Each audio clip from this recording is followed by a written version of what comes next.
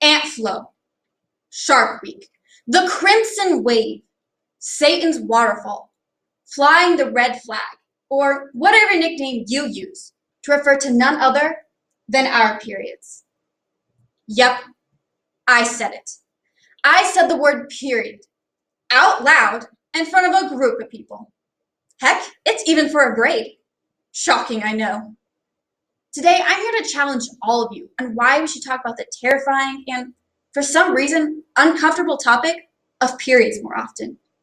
Today, we'll be addressing period shaming, the benefits to understanding the menstrual cycle, and of course, the tampon tax. Now, most classes are split pretty evenly between guys and girls. And guys, you're probably thinking that this topic doesn't apply to you because you don't have a uterus. But that's where you're wrong. This applies to everyone, despite the belief that it doesn't. Now, before we dig deep into understanding the nether regions, first, let's just talk about period shaming. So throughout history, women were kept hidden or exiled from the world while they were on their periods. Even in the Bible, it talks about how women actually had to leave the village while they were menstruating. In Leviticus chapter 15, verse 19, it says, and I quote, "And if a woman has a discharge, and the discharge in her flesh is blood, she shall be put apart for 7 days, and whosoever touches her shall be unclean until the evening." It then goes on to say in verse 24 that a woman's menstrual cycle is considered impure. Even in the Bible, women were discriminated against and shamed just for having their periods. Now, you could probably just blame this on an undeveloped understanding of the menstrual cycle. Because let's be real, if a woman randomly started bleeding from her vagina once a month and you weren't really sure why, you probably have some good reason to be concerned. But period shaming is still happening today. In places like Nepal, each month, women are sent away to small huts where they're banished when they're menstruating and when they're having babies. In Nepal, menstruating women are believed to be cursed. And a lot of the time, the women die during their banishments. An article by Teen Vogue talks about a 15-year-old girl who died during her banishment because she lit a fire to keep warm and suffocated from the smoke.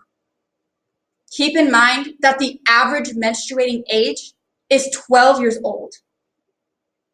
But period shaming doesn't even stop here. It's in our culture too. Though it's not as extreme, and we don't send women into hiding during their monthly bleeding, a lot of the time women are still made to feel ashamed or embarrassed simply for grabbing a product. Why should I be embarrassed for grabbing a pad or a tampon, but not if I'm going to go buy toilet paper? They're both used for equally natural processes. Which leads me into my next point, why we need to understand this. So even though over 50% of the United States population is women, a lot of us aren't really sure on how a period happens. Well, thanks to womenshealth.gov, there's a simple version of the period. So each month, a woman's uterus or womb sheds its lining, sending a flow of blood splurging out through her vagina, during which she experiences cramps of all sorts because her uterus is literally contracting. She experiences mood swings, breakouts, and of course, the not so stereotypical craving for chocolate, unless she's pregnant, in which case she gets a nice lengthy break from her period. It's a very simple process, but health classes don't really talk about it, and I've really never understood why. I've been in some form of a health class since the 5th grade, and they've only ever said, and girls have periods. Why? What happens? When I was younger, I didn't understand why I bled every single month when it's normal for a cycle to get messed up, because it turns out you won't have a natural flow until you're 18 to 21. Did you know that? I certainly didn't. And it also turns out that you can sync up with another person.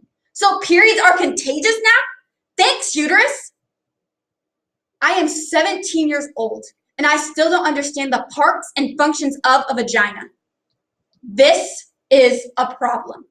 I am a woman who doesn't understand her own body.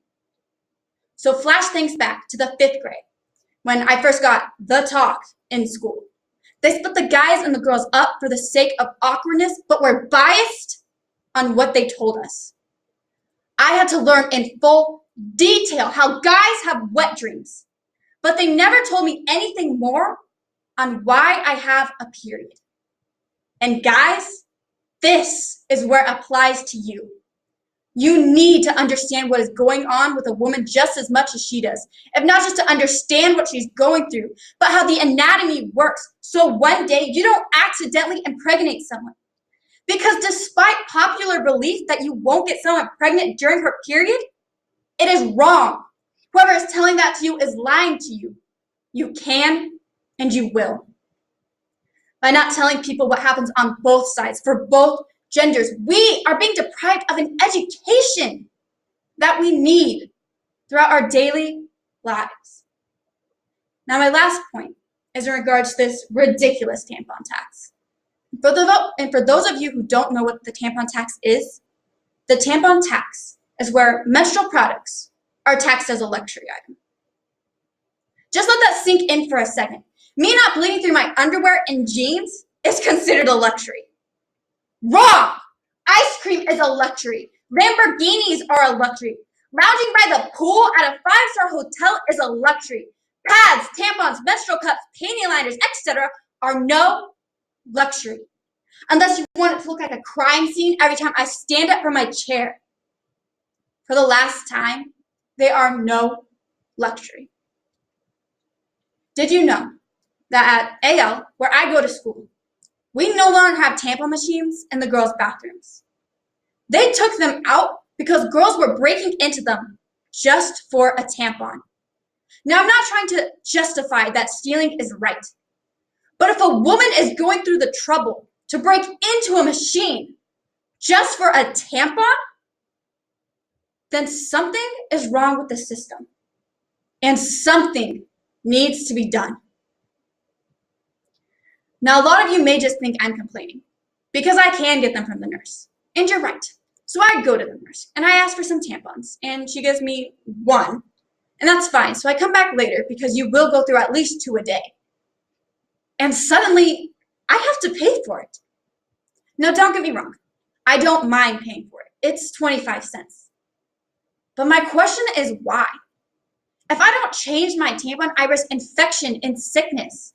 Why should I have to pay for an extra tampon when colleges and even some high schools are passing out condoms like they're candy?